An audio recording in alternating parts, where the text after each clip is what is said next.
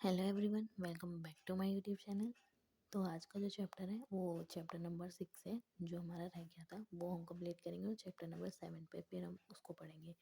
तो रेडियो सिलोन और विविध भारती का निर्माण, यहाँ से हमने छोड़ा था तो वहाँ से हम पढ़ते हैं।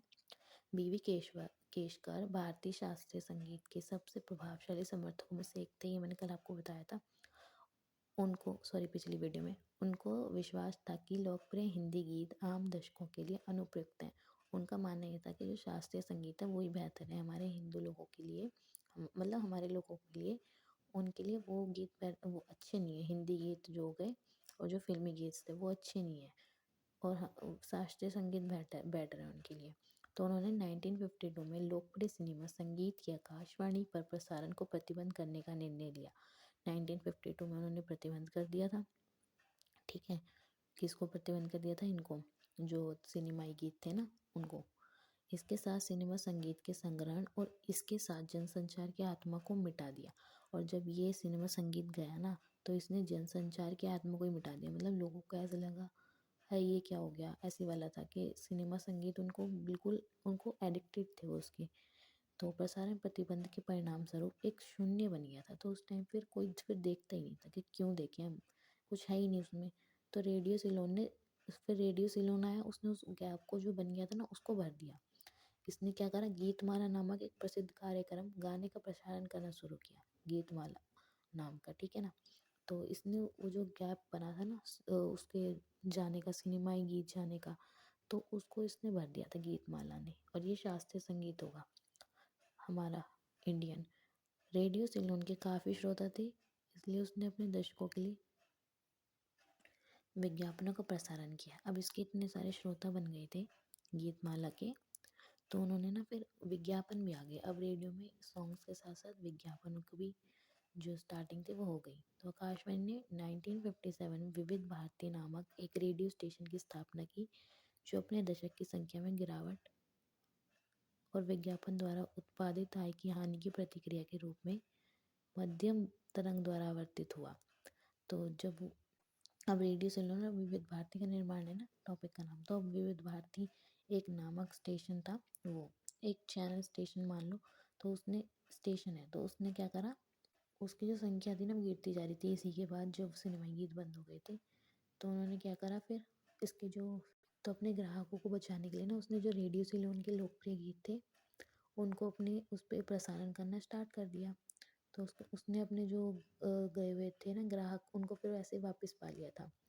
ऐसे करके रेडियो सिलोन के लोकप्रिय गीत इस पे प्रसारित किए जाने लगे और इसने अपने दर्शक वापस पा लिए। और ये राष्ट्रीय संस्कृति को बढ़ावा देने वाले सबसे अधिक सुने जाने वाले शो में से एक बन गया उसके बाद। मतलब जब इसने ऐसे वाले, जब पहले बेचारा चल नहीं रहा था तो फिर उसने क्या करा, सिलोन में जो लोकप्रिय गीत था, जो गीतमाला और ऐसे जो चल रहे थे उस टाइम पे अपनी एक लोकप्रियता बना रखी थी समाज में, तो उसने वो वाले गीत और वो चीज़ें ना प्रसारण कर दे शुरू कर दिया उस रेडियो स्टेशन ने, विविध विविध भारती ने।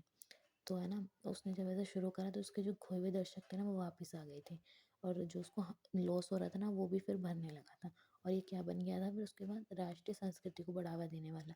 क्योंकि वो जो गीतमाला और ये सब जो थे वो राष्ट्रीय संस्कृति के थे, हमारे थे, सिनेमाई गीत नहीं थे वो। तो इसने हिंदी भाषा को उपयोग किया जिसने संगीत और बोले गए शब्द शामिल थे। तो ये जो था गीतमाला ऑब्वियसली शास्त्रीय संगीत हमारा था, तो इसमें हिंदी भाषा का प्रयोग था और हमारे आम चाल के बोले जाने वाले शब्द शामिल थे। तो पूरी तरह से हमारा भारतीय वाला था, तो इसलिए चला। तो इसका सारांश क्या था, आकाशवाणी ने पूरे रेडियो कार्यक्रम में संगीत प्रदर्शन पर काफ़ी जोर दिया और अभी भी दे रही है। आपको पता है रेडियो पे हम वही म्यूज़िक ही सुनते हैं और तब भी संगीत पे जोर दिया गया था, अब भी दिया जा रहा है। और 1970 के दशक के मध्य में तक आकाशवाणी द्वारा प्रसारित संगीत की शैलियों में लोकप्रिय हिंदी गीत, शास्त्रीय गीत शामिल थे। कैसे? लोकप्रिय हिंदी गीत, शास्त्रीय गीत और कुछ और भी थे, जिसमें था वाद और शास्त्रीय पश्चिमी गीतों का न्यूनतम प्रसारण शामिल था। मतलब 1970 के दशक के मध्य में, ठीक है, उनके मध्य में जो था क्या था, एक तो हमारा था हिंदी गीत, शास्त्रीय गीत, और फिर वो था वाद और शास्त्रीय पश्चिमी गीत। मतलब वाद जो होता है वो होते हैं म्यूजिकल इंस्ट्रूमेंट वो, और वो थे पश्चिम के कुछ मतलब थोड़ा सा चल रहा था, न्यूनतम प्रसारण था उनका पश्चिम वालों का। इन वर्षों में जाने माने रागों, मौखिकों, परंपराओं के माध्यम से सदियों से चली आ रही शास्त्रीय संगीत की उत्कृष्ट कृतियों को नोट किया गया। तो उन्होंने ना और फिर हिंदी संस्कृति को बढ़ावा दे रहे थे ना, तो जो उनका जो था वो बढ़ा हमारे उसका, क्योंकि उन्होंने उन पे ध्यान दिया, उनको बंद कर दिया सिनेमाई को, और हिंदी वाले और उनके प्रसारण शास्त्रीय संगीत को बढ़ावा दिया। तो शास्त्रीय संगीत की उसके उत्कृष्ट कृतियाँ हमारे सामने आई। तो आज अब हम पढ़ने वाले हैं चैप्टर नंबर 7, रेडियो प्रसारण 1970 के दशक से सरकार की नीतियों पर ब्रैडविथ मामले। ठीक है। 1947 से इंडिया रेडियो AIR एक ऐसी संस्था रही है धर्मनिरपेक्ष और लोकतांत्रिक मूल्यों पर स्थापित एक राजनीतिक और सामाजिक एकीकृत राष्ट्रीय इकाई बनने के लिए।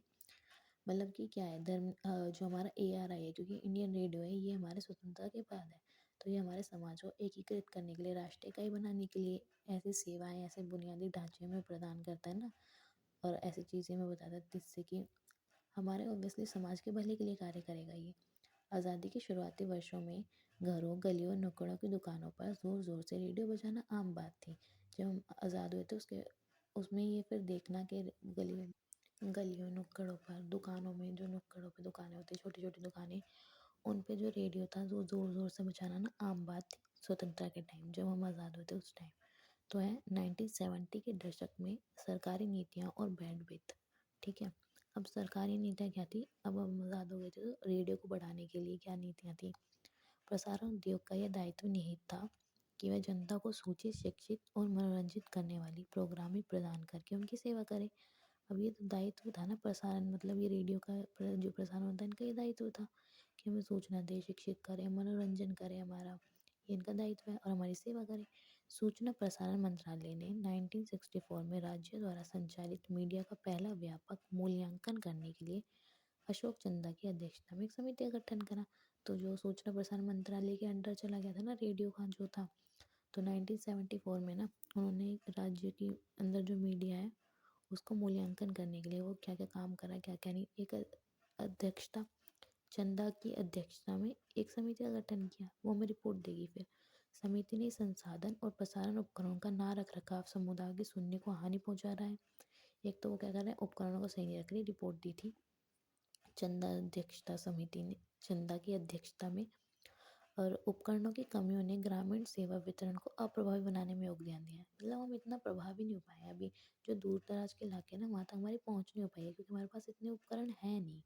तो इसमें थोड़ा बढ़ाओ उसको, थोड़ा और प्रोग्रेस करो इसको, ताकि हम दूर दराज वाले इलाकों में भी पहुँच बना सके।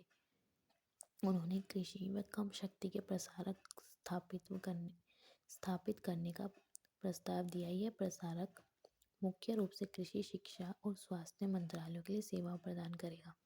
तो ये क्या करेगा, उन्होंने वो सुझाव दिया, उनकी रिपोर्ट में सुझाव है जो कम शक्ति वाले क्षेत्र है ना, जैसे कृषि, स्वास्थ्य, उस टाइम पे आज़ादी के टाइम पे, तो उनको सेवाएं प्रदान करें, इन पे लोगों को शिक्षित करें, सूचना दें, कृषि, शिक्षा, स्वास्थ्य, तो इनका काम ये करें, उनको सेवाएं प्रदान करें। ये बन गया था आज़ादी के टाइम पे। ये थी चंदा समिति की जो रिपोर्ट थी।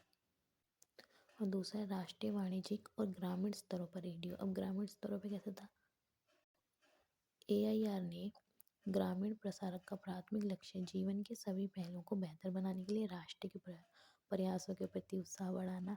मतलब कि जो प्राथमिक लक्ष्य होते हैं हमारे, उनको बेहतर बनाना, हम डेली का जो काम उसे कर सकें। मतलब कृषि और दूर दराज वाले इलाकों की बात हो रही है, उनको तो डेली न्यूज़ की ज़रूरत है ना, उस तरह की डेली सूचनाओं की, तो वहाँ तक तो हमारी पहुँच है नहीं, तो उनके लिए गाँवों को ऐसी जानकारी देना जो उनके दैनिक जीवन को बेहतर बनाए।